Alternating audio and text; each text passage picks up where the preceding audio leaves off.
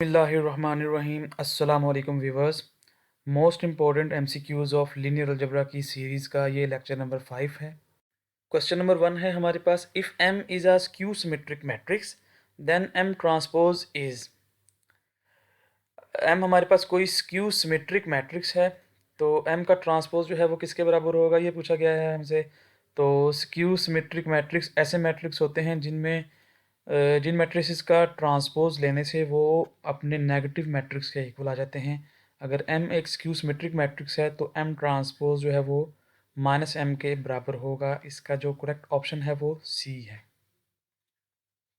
Number 2 है हमारे पास, if f of x is equals to this determinant then f of zero is equals to. Question में हमें ये फंक्शन दिया गया है जो कि इस डिटर्मिनेंट के इक्वल है। हमने फाइंड बस ये करना है कि एफ ऑफ ज़ीरो की वैल्यू क्या होगी। तो करना हमने क्या है, सिंपली एक्स की जगह पर ये ज़ीरो रिप्लेस कर देना है। इस एक्स की जगह पर ज़ीरो रखना है और इसका डिटर्मिनेंट जो है वो एक्सपेंड कर देना है। तो जो आंसर आएगा वो हमारे पास एफ ऑफ ज़ीरो का आंसर होगा। तो ज़ीरो, टू, थ्री और माइनस टू, इसका अगर डिटर्मिनेंट लें हम, ज़ीरो टू ज़ा ये ज़ीरो बन जाएगा, ठीक है। और माइनस टू थ्री ज़ा सिक्स, तो आंसर जो है वो हमारे पास माइनस सिक्स बचेगा। इस तरह जो हमारा करेक्ट ऑप्शन है वो बी है। क्वेश्चन नंबर 3 है हमारे पास, let A be a square matrix then which is true about the eigen values. अगर ए हमारे पास कोई स्क्वेयर मैट्रिक्स है तो हमने बताना है कि इन फॉलोइंग जो स्टेटमेंट्स हैं यहाँ पर 1, 2 और 3, इनमें से कौन सी जो है वो ट्रू है about the eigen values. First statement है, the eigen values of A and A square are same. Second है, the eigen values of A and 2a are same. Third value है हमारे पास, the eigen values of A and A inverse are same. इस question के answer के लिए मैं एक स्लाइड शेयर करता हूँ। आइगन वैल्यू की properties. Eigen values of A and A transpose are equal, यानी कि आइगन वैल्यू जो है वो ए और ए के ट्रांसपोज की वो सेम होती हैं। Singular matrices has at least one zero eigen value. जो सिंगुलर मैट्रिसेस, ऐसे मैट्रिसेस जिनका डिटर्मिनेंट ज़ीरो हो, उनके अंदर कम से कम एक ऐसी आइगन वैल्यू होती है जो कि ज़ीरो होती है। प्रॉपर्टी 3 है, eigen values of A inverse is 1 over lambda 1, 1 over lambda 2, up to so on 1 over lambda n. Property है, eigen values of diagonal matrices and triangular matrices are equal to the diagonal elements. Diagonal matrices और triangular matrices जो होते हैं उनकी जो eigen values है वो हमारे पास उनके डायगोनल के एलिमेंट्स ही होते हैं। और डायगोनल मैट्रिसेस ऐसे मैट्रिसेस होते हैं जिनके डायगोनल में नॉन ज़ीरो एंट्रीज पड़ी हों। जैसे कि ये मैं 2 बाई 2 का एक डायगोनल मैट्रिक्स बना रहा हूँ। ये इसके डायगोनल में हमारे पास ए और बी है, और डायगोनल के अलावा नॉन डायगोनल जो एलिमेंट्स हैं वो तमाम के तमाम हमारे पास ज़ीरो हैं। तो ये मैट्रिक्स हमारे पास डायगोनल मैट्रिक्स होता है। और ट्रायंगुलर मैट्रिसेस इनकी दो टाइप्स होती हैं, अपर ट्रायंगुलर मैट्रिसेस और lower triangular matrices. Upper triangular matrices ऐसे मैट्रिसेस होते हैं जिनमें डायगोनल से ऊपर वाली एंट्रीज जो हैं वो नॉन ज़ीरो होती हैं और डायगोनल से नीचे वाली एंट्रीज जो हैं वो ज़ीरो होती हैं। यानी कि इनमें जो नॉन ज़ीरो एंट्रीज हैं वो डायगोनल से ऊपर होती हैं और जो ज़ीरो एंट्रीज़ हैं वो डायगोनल से नीचे होती हैं। तमाम की तमाम जो नीचे वाली हैं डायगोनल से, वो हमारे पास जो है वो ज़ीरो होती हैं। और ये आपको मैंने जो नॉन ज़ीरो एंट्रीज़ हैं उनको मैंने एक शेप के अंदर बाउंड किया है और वो आपके सामने एक ट्रायंगल बन गई है, और ये इसीलिए हम इसको अपर ट्रायंगुलर मैट्रिसेस बोलते हैं। नेक्स्ट प्रॉपर्टी जो है वो ट्रेस ऑफ मैट्रिसेस से रिलेटेड है। Trace of A is equals to summation j from 1 to n lambda j. Trace basically क्या होती है, ये स्क्वायर मैट्रिसेस के डायगोनल एंट्रीज को सम करने से जो वैल्यू हमारे पास आती है वो उस मैट्रिक्स की ट्रेस होती है। और ये जो लैम्डा जे हैं ये हमारे पास आइगन वैल्यूज़ को रिप्रेजेंट कर रहे हैं कि अगर ए कोई मैट्रिक्स है उसकी ट्रेस जो है वो इक्वल होती है उस ए मैट्रिसेस के जितनी आइगन वैल्यूज़ निकली हैं उनको जमा कर दें, तो जितना आंसर ट्रेस ए का होगा उतना ही लैम्डा जे का होगा। तो क्वेश्चन नंबर 3 का जो करेक्ट ऑप्शन है वो है हमारे पास option D, none of these. Next question 4, the linear transformation T from R cube to R square defined as T of x y z is equals to x y z. The condition for T of u is equals to zero is, ये नीचे option है। Basically इस question में हमें एक transformation दी गई है जो कि आर क्यूब से आर स्क्वेयर में है और डिफाइंड इस तरह से है कि उसकी जो फर्स्ट एंट्री है वो एक्स के ही इक्वल है, ठीक है। लेकिन जो सेकंड एंट्री है वो हमारे पास इन दोनों को मल्टीप्लाई कर कर हासिल होती है। तो इस क्वेश्चन के सॉल्यूशन के लिए हम कोई एक आर्बिट्रेरी यू जो है वो वेक्टर लेते हैं। सपोज करें वो एक्स वाई जी ही है जो कि इक्वल है ज़ीरो वेक्टर के। ये हमारे पास एक वेक्टर है। तो u जो है वो ज़ीरो के इक्वल है। हम सपोज करते हैं u जो है वो हमारे पास x y और z वेक्टर है और t of u is equals to zero से मुराद ये है कि जब हम t of x y z लेते हैं तो हमारे पास ज़ीरो ज़ीरो आंसर आता है, ठीक है। आर क्यूब से आर स्क्वेयर में ट्रांसफॉर्मेशन है तो ये जो ज़ीरो है हमारे पास ज़ीरो वेक्टर जो है इसके दो कोऑर्डिनेट्स होंगे, दोनों ज़ीरो होंगे, ज़ीरो ज़ीरो। इस पर ट्रांसफॉर्मेशन अगर अप्लाई करते हैं एक्स की जगह पर एक्स ही आएगा और वाई और जी को इकट्ठा मल्टीप्लाई करेंगे हम और ये एक ऑर्डर पेयर बन गया हमारे पास जो कि इक्वल आ गया ज़ीरो ज़ीरो की। अब यहाँ से दो कंडीशंस बनाते हैं क्योंकि ये दोनों ऑर्डर पेयर इक्वल हैं तो x बराबर होगा फर्स्ट एंट्री के, यानी कि x is equals to zero और second entry y is equals to y z is equals to zero. ये एंट्री हमें ये बता रही है कि दो नंबर्स को मल्टीप्लाई करने से ज़ीरो आंसर आ रहा है। ऐसा सिर्फ दो ही सूरतों में पॉसिबल है, या तो y हमारे पास ज़ीरो हो, एक कंडीशन ये है, या फिर z ज़ीरो हो। तो या तो फिर y ज़ीरो है और z is equals to zero.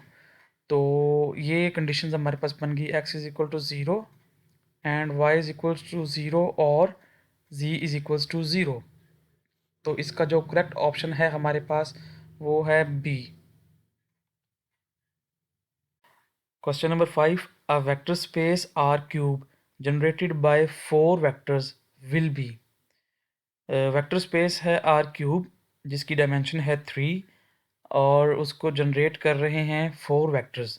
तो वो वेक्टर्स क्या होंगे, वो लीनियरली डिपेंडेंट होंगे। उसकी रीज़न ये है कि हमारे पास एक थ्योरम है, if vector space V has n basis then any set in V containing more than n vectors must be linearly dependent. तो इसका जो करेक्ट ऑप्शन है वो हमारे पास है लीनियरली इंडिपेंडेंट। इसका बी ऑप्शन करेक्ट है।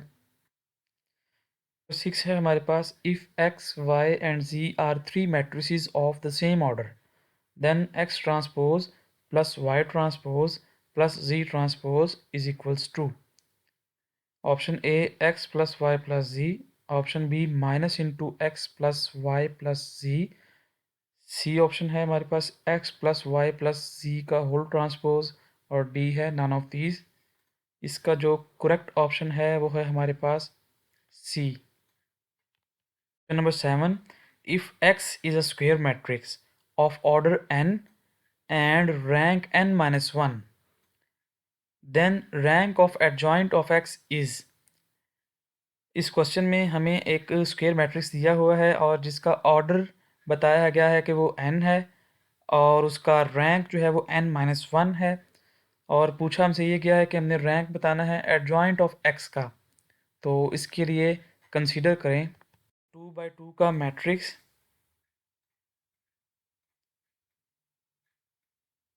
इसका ऑर्डर जो है वो 2 है और इसका रैंक जो है वो 1 है। ठीक है, तो इसका अगर मैं एडजॉइंट लूँ, यानी कि इसके डायगोनल की वैल्यूज़ जो है वो चेंज कर दूँ, इनकी जगह जो है चेंज कर दूँ। 3 की जगह पर यहाँ पर 0 और यहाँ पर 3 और ये -4 और ये 0। तो ये है इसका एडजॉइंट।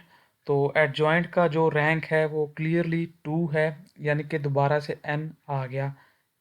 तो इसका जो करेक्ट ऑप्शन है वो हमारे पास ऑप्शन सी है। नंबर 8 है the system of linear equation x plus Y plus z is equals to 6, x plus 2y plus 3z is equals to 10, x plus 2y plus lambda z is equals to 5 have no solution, then value of lambda must be. एक non homogeneous system of linear equation दिया हुआ है और non homogeneous system of linear equation का no solution उसी case में exist करता है जब इसके जो कोफिशिएंट्स का मैट्रिक्स जो है उसका डिटर्मिनेंट लें तो वो इक्वल्स टू 0 आए। अगर ए इसके कोफिशिएंट्स का मैट्रिक्स है, मैं यहाँ पर इसके कोफिशिएंट्स को मैट्रिसेस की फॉर्म में लिखता हूँ 1 1 1।